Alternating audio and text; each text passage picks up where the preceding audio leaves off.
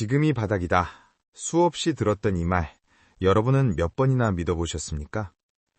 2024년 말 비트코인이 10만 달러를 돌파했을 때 전문가들은 외쳤습니다.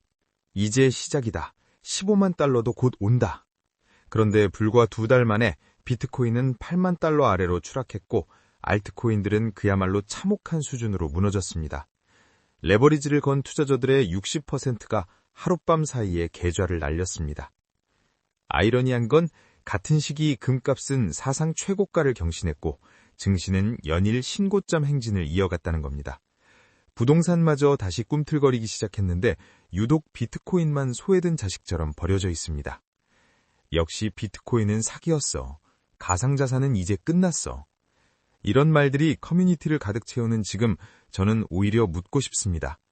정말 끝났습니까? 아니면 이제 시작입니까?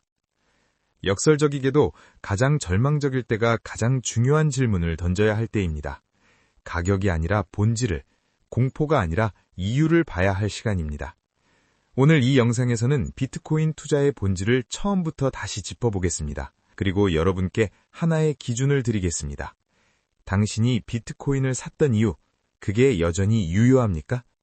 이 질문에 답할 수 있다면 지금이 끝인지 기회인지 스스로 판단하실 수 있을 겁니다. 2025년 2월 현재 가상자산 시장은 그야말로 아비규환입니다.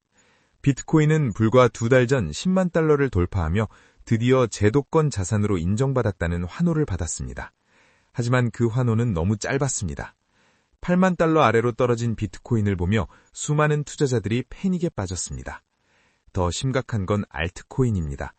이더리움, 솔라나, 리플 같은 주요 코인들이 30에서 50 가까이 폭락하면서 코인 투자는 끝났다는 자조 섞인 목소리가 커지고 있습니다. 특히 충격적인 건 레버리지 투자자들의 강제 청산입니다. 시장 조사에 따르면 최근 한 달간 전체 레버리지 투자 자금의 60%가 증발했습니다. 하루아침에 수천만 원, 수억 원을 날린 사람들의 절규가 SNS를 가득 채웠습니다. 빚만 남았다.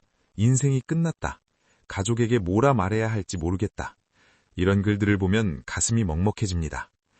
더 냉혹한 현실은 이들 대부분이 왜 비트코인에 투자했는지 명확한 답을 갖고 있지 않았다는 점입니다. 남들이 오른다니까, 유튜브에서 전문가가 추천하니까, 한 번쯤 해볼 만하다고 생각해서 이런 이유로 시작한 투자는 가격이 떨어질 때 버틸 이유가 없습니다. 지금 비트코인 투자자들은 벼랑 끝에 서 있습니다. 손절할까? 버틸까? 아니면 더 살까? 이 선택의 기로에서 대부분은 공포에 사로잡혀 있습니다. 그런데 여기서 한 가지 질문을 던져야 합니다. 과연 이 공포는 정당한 것일까요? 아니면 우리가 잘못된 것을 보고 있는 걸까요? 더 기가 막힌 건 따로 있습니다. 같은 시기 금값은 사상 최고가를 경신했고 증시는 연일 신고점 행진을 이어갔다는 겁니다. 부동산마저 다시 꿈틀거리기 시작했는데 유독 비트코인만 소외된 자식처럼 버려져 있습니다. 왜일까요? 전문가들은 머니무브 현상을 지적합니다. 쉽게 말해 돈이 불확실한 곳에서 확실한 곳으로 이동하고 있다는 겁니다. 금은 5,000년 역사가 증명하는 안전자산입니다. 증시는 기업 실적이라는 명확한 근거가 있습니다. 부동산은 내가 눈으로 보고 만질 수 있는 실물 자산입니다. 그런데 비트코인은요? 눈에 보이지도 않고 만질 수도 없고 정부가 인정하는지도 애매모호합니다. 변동성은 또 어떻습니까? 하루에 10%씩 오르락내리락 하는 자산을 안전하다고 말할 수 있을까요? 결국 투자자들은 선택했습니다. 불확실성이 가득한 비트코인을 팔아서 확실한 수익을 주는 금과 증시로 갈아탔습니다. 2024년 4분기부터 시작된 이 자금 이동은 2025년 초까지 계속되고 있습니다. 특히 기관 투자자들의 움직임이 두드러집니다. 작년 말까지만 해도 비트코인 ETF로 쏟아져 들어오던 기관 자금이 슬그머니 빠져나가기 시작했습니다. 블랙록과 피델리티의 비트코인 ETF에서 순유출이 발생했고 그 돈은 금 ETF로 향했습니다. 그렇다면 이제 비트코인의 시대는 정말 끝난 걸까요? 아니면 이건 단지 순서의 문제일까요? 10만 달러일 때는 비쌌고 8만 달러인 지금은 무섭다. 이게 지금 대부분 투자자들의 심리입니다. 웃긴 건 이게 정확히 잘못된 투자의 전형이라는 겁니다.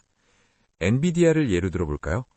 2023년 초 엔비디아 주가는 $150였습니다.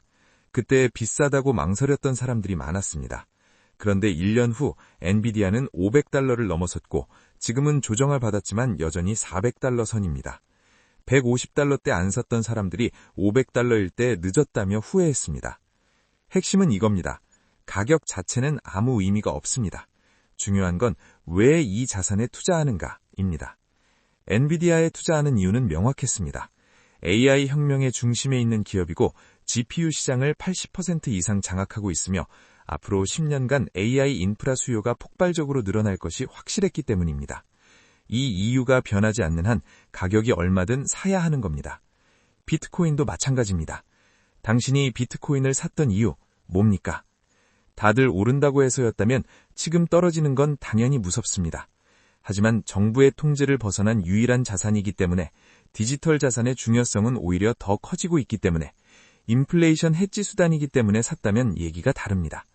정부는 여전히 화폐를 찍어내고 있고 인플레이션 압력은 계속되고 있으며 디지털 자산의 중요성은 오히려 더 커지고 있습니다. 이유가 여전히 유효하다면 가격이 떨어진 지금은 공포가 아니라 기회입니다. 초보 투자자들이 가장 많이 하는 실수가 있습니다. 비싸서 못 사고 떨어져서 무서워 못 산다. 결국 가장 비쌀 때 사서 가장 쌀 때 파는 겁니다. 프로 투자자들은 정반대로 움직입니다. 이유가 확실하면 가격이 떨어질 때 삽니다. 워렌 버핏의 명언을 기억하십시오. 남들이 탐욕스러울 때 두려워하고 남들이 두려워할 때 탐욕스러워하라. 지금 시장은 공포에 사로잡혀 있습니다. 그렇다면 이제 우리가 물어야 할 건 가격이 아닙니다. 비트코인의 본질적 가치는 무엇인가? 이 질문입니다.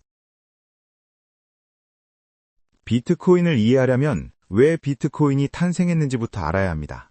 2008년 금융위기, 세계는 무너졌습니다. 미국 정부는 파산 직전의 은행들을 구제하기 위해 수조 달러를 찍어냈고 그 대가는 고스란히 국민들의 몫이 되었습니다. 이때 사토시 나카모토라는 익명의 인물이 등장했습니다. 그가 발표한 백서 제목은 간단했습니다. 개인 간 전자화폐 시스템. 핵심은 정부나 은행 없이도 작동하는 화폐였습니다. 비트코인은 단순한 투기 자산이 아니었습니다. 이건 저항이었습니다. 정부가 마음대로 돈을 찍어내고 은행이 내 돈을 마음대로 통제하는 시스템에 대한 저항이었습니다. 역사적으로 보면 인류는 항상 가치 저장 수단을 찾아왔습니다. 금이 왜 5,000년간 가치를 유지했을까요? 정부가 마음대로 찍어낼 수 없기 때문입니다. 반면 지폐는 정부가 마음만 먹으면 무한정 찍어낼 수 있습니다. 2020년 팬데믹 때 각국 정부가 얼마나 돈을 퍼부었습니까? 그 결과가 지금의 인플레이션입니다.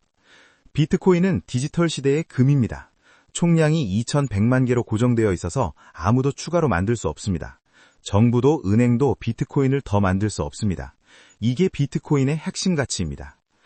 지금 비트코인 가격이 떨어졌다고 해서 이 본질이 변했습니까? 총량 제한이 사라졌습니까? 아닙니다. 아무것도 변하지 않았습니다. 그렇다면 왜 가격이 떨어졌을까요? 그건 단기적인 심리와 자금 흐름 때문입니다. 본질과는 무관합니다. 그런데 여기서 더 흥미로운 질문이 생깁니다. 만약 비트코인이 정말 중요한 자산이라면 왜 각국 정부는 이렇게 애매한 태도를 보이는 걸까요? 특히 중국 같은 나라는 왜 국민들에게는 비트코인을 금지하면서 뒤로는 대량으로 모으고 있을까요? 2021년 중국 정부는 비트코인 채굴과 거래를 전면 금지했습니다. 투기를 조장하고 금융 안정을 해친다는 이유였습니다. 세계 언론은 비트코인의 종말이라고 떠들어댔습니다. 그런데 2024년 충격적인 사실이 드러났습니다. 중국 정부가 세계에서 두 번째로 많은 비트코인을 보유하고 있다는 겁니다. 약 19만 개, 현재 시세로 약 150억 달러어치입니다. 어떻게 이런 일이 가능할까요? 간단합니다.